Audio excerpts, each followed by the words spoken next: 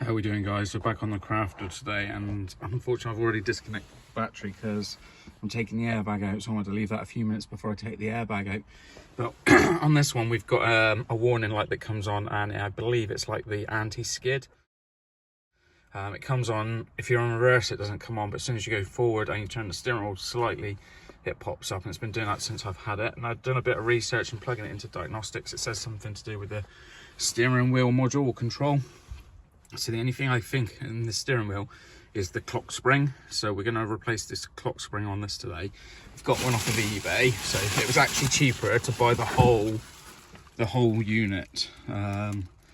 So we've got that. The clock spring is actually that bit there, which is bolted on, and inside there's like a ribbon cable. So when you turn your steering wheel, it obviously lets the cable out, so you can you've got your electronics. So when you turn it, if that makes sense, it's hard to explain, but basically there's a cable in there, unwinds and winds up. And I think on the one on the van, one of the actual ribbons is snapped or something's going on, because it only happens when you touch the steering wheel. So that was 25 quid. It's worth changing over, I'm guessing, just to try it. So to do that we need to get the airbag out. To do that, there's a couple of, up on the back, there's a couple of Torx bits. You can just see the hole there. There's one either side, so you undo that, and then that loosens off this airbag. So we're going to take the airbag off gently. Like I said, I have got the battery disconnected. I've also got the leisure battery at the back disconnected, so there's nothing connected. And take the airbag off now, and then we'll bring it back. Alright, so I'm going to try and film this, but ideally you really want two hands, I'm guessing. But we're going to lower the airbag down carefully. And then that is the back. Now I believe we've got to pull this little orange pin up. So, but I haven't got any. Yeah, I need some little pincers, I think, just to get under there. Here we go. Hang on, bear with.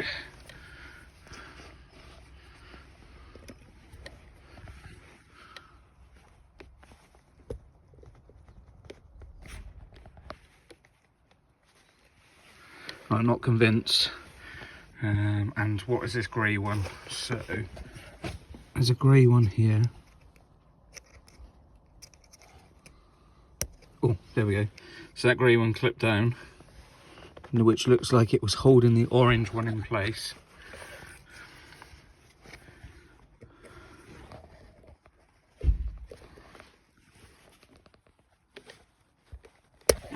The orange one still doesn't move, but I'm wondering if the whole thing would just pull up now. No, so there's something to do with this orange one. I'm trying to be a bit gentle because I don't want to, you know, it's quite scary this. Don't want it to blow up on me.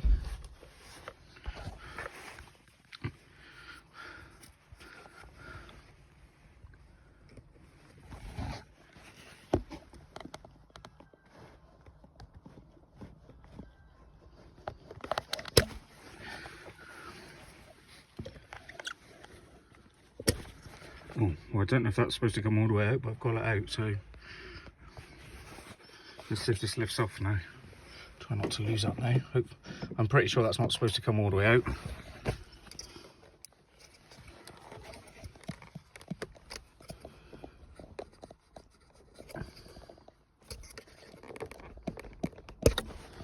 Oh, there we go. I'll put that orange clip back in, but that's that out. We'll disconnect all the other ones.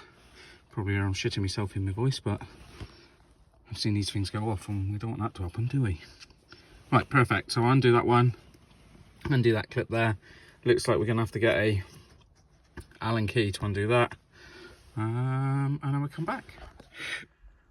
There we go, so got that off. What I could have done was actually look at the other one. I didn't realise the other one actually was off, so it shows how it should look. So it just should pop up a little bit. It's just the two cables on there. We're going to take this off now with an Allen key, which is number 10. And I'm just filming this for my own purpose, really, this bit. It's got like some letters on there, so what I'm going to do is take note of where that is in conjunction with the steering wheel. So I know when I tighten it back up, I'm kind of in the same place. So R at the top.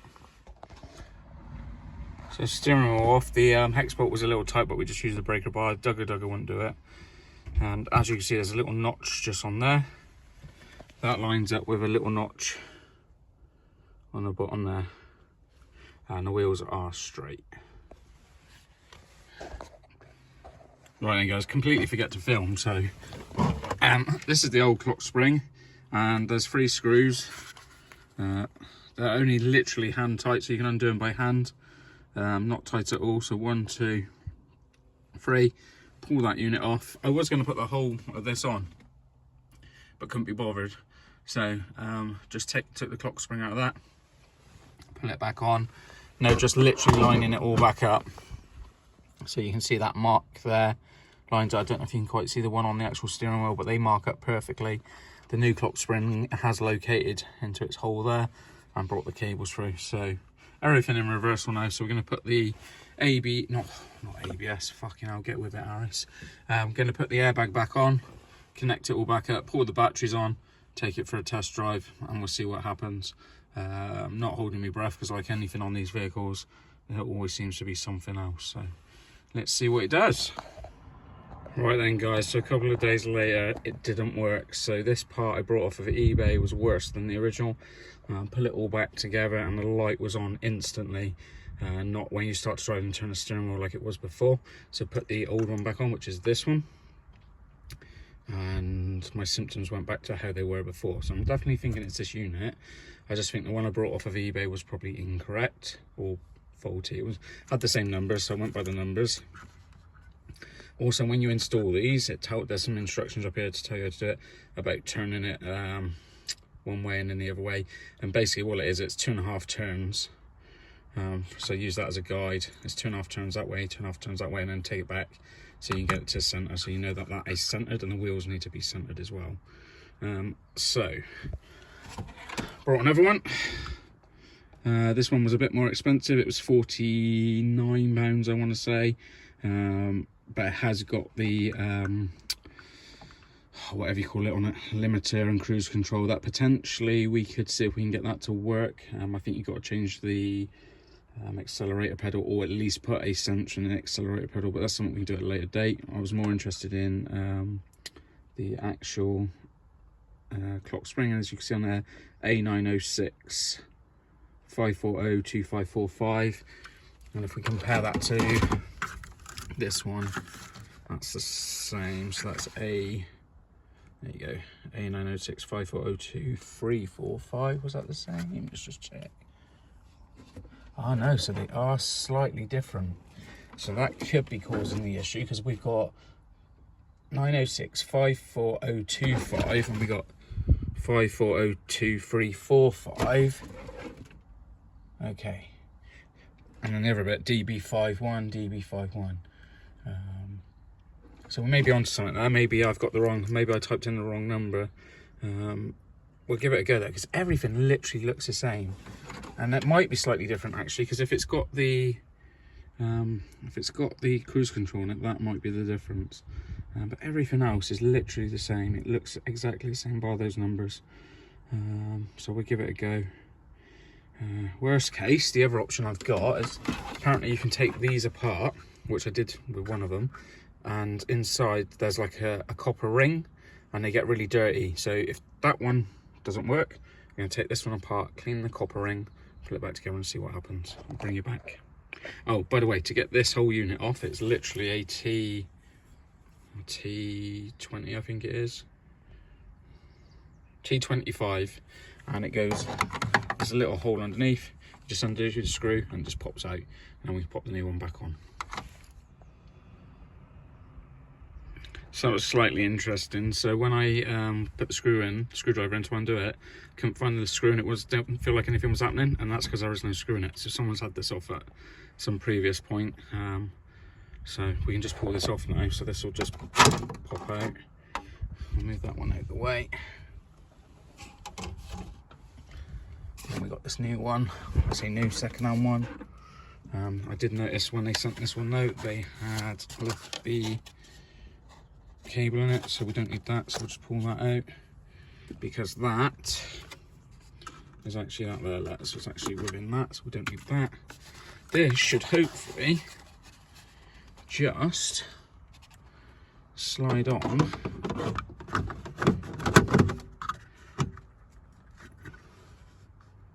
Okay, So what I'm going to do though is I'm just going to take this one off carefully because I want to see what's happening behind, and then I can get that screwing. So I'll just do that. And to take this off, it is literally just line the holes up, undo those, and they just pop off. Yeah, so I'm glad I did that because this won't push all the way in because this screw here is in the way. So we've got to take this screw out to allow that to drop past its actual point where it needs to go in. So I'm glad I took that off because so we just want to push it in, and I'll probably try and get it all back together and it won't all work. So hopefully now, there we go, that's just clicked into place. Let's put this on. I guess the only thing I'm looking, no, that's fine, yeah.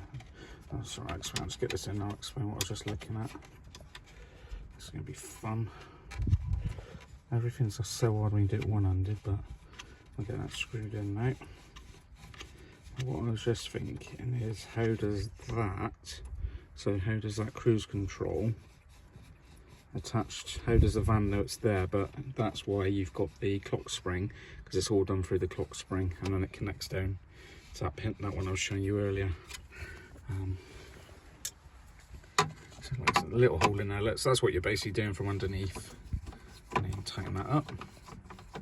It's a nice simple straight swap if it works, so it's not hard, it's easy enough. And if we can get this cruise control to work, that'd be pretty smart, that'd be pretty handy to have. So that'd be something to look into. Right, there we go. So now the clock spring needs to go back on. So you can see with the clock spring, that locates in that back one down at the bottom. It clips in, and we get the screws in. And what I was saying earlier is, because this has all gone to shit now, hasn't it? So I don't know where this actually is now. So if we use that as a reference point, so that's 1, 2, and then you can't go no more than that because you can feel the resistance, so that's 2.5. So we're going to go back, so that's your half, and then 1, 2, so we know that should be centered with the wheels. So we're going to put the steering wheel back on now, so I won't be able to film that because it's hard to do. So we'll put the steering wheel back on, connect all the airbag up, I'll put these screws back in. These are all hand tight as well, you don't have to really nip these up, they're just hand tight. Everything's hand tight at the moment, bar the nut that holds that on. Okay, I'll put the steering wheel back on, put the airbag back on, connect all the battery again, and we'll see if we have the issue. Okay, so we're just going to start the van up. First of all, we'll see if all the lights go off, because when I did the first one I brought from eBay, the light stayed on. So at the moment it's stayed off. Let's just start this van up.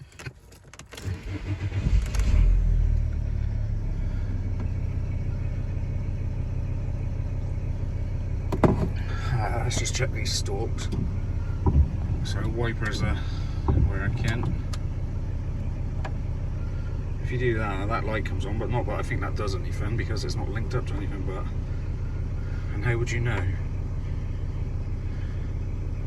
I guess it would come up on the screen now. Anyway, so we'll worry about that later. Yeah, so that works. What else have we got on here? Windscreen washers. Yeah. So that's working. The light's not come on yet, but I haven't touched the steering wheel. Normally it's when you move the steering wheel to go forward, the light will come on. But what I'll do is I'll take this for a quick spin around the block. I'll see if I can film that as I'm doing it. We'll see if that comes on. Horn. All good. Oh, fingers crossed. Fingers crossed. But let's take it over a drive because that's normally when it comes on. So let's go do that now. Right then guys, I'll try and keep you here. I'm just going to take it out for a little around the block.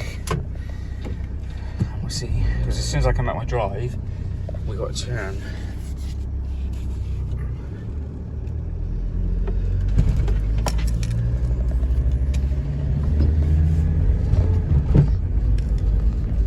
This would be absolutely banging if it stays off. Since I've had this van over a year, it's been on. But that's only one of the many issues we've had with this van, to be fair. Indicator's working, which is good.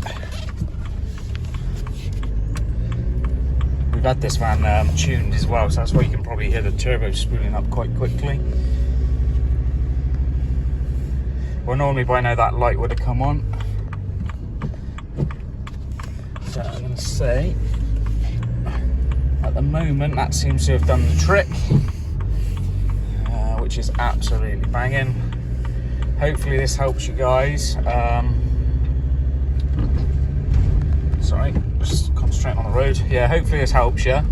What I'll do in a minute before we sign off this video is I'll take the old one apart and I'll show you that copper ring. Now I don't know if that's going to help anyone or if it's even going to work, because obviously to find out if it works I would have to take this one off and redo it, and I don't want to do that if this is fixed. So everything seems to be working on here now. I'm going to look at that limiter and see if that limiter is cruise control and see if we can get that sorted. So I'm just going to pull up again. I'll take the old one apart and show you inside. And no lights, banging. There we go, guys. So we're in the back of the van, and those of you with an eagle eye might have spotted something that we missed earlier. So yeah, there was one in there. Right, so just to show you this is the clock spring, and this is the bit that went faulty, and when you turned it, it went off. I did check it and it was all lined up alright, but as I was saying earlier, I'll show you the insides of one. You need a T9 to undo the little Torx bits on there. Same again, they are only hand tight. Sorry, this is going to be quite tricky with one hand, but I'll see if we can get these out. So you got 3.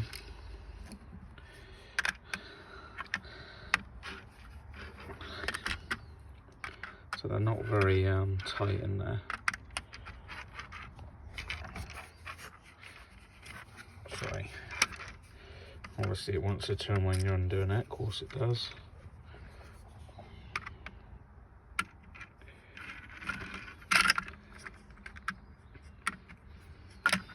I guess this is where a tripod would be handy. Right, anyway, we take these off, and then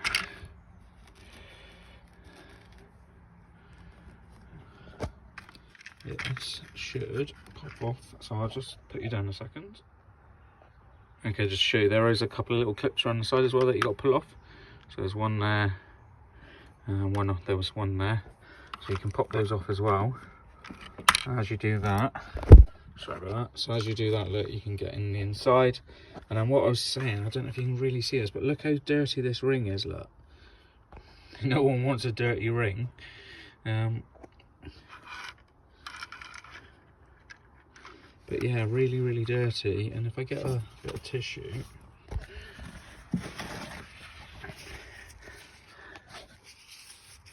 so if we just give this a little wipe there, it is like a residue, so I don't know if it is an oil, but it's just dirt. So there we go, I'll just show you that. Now look, you can see the colour coming up again.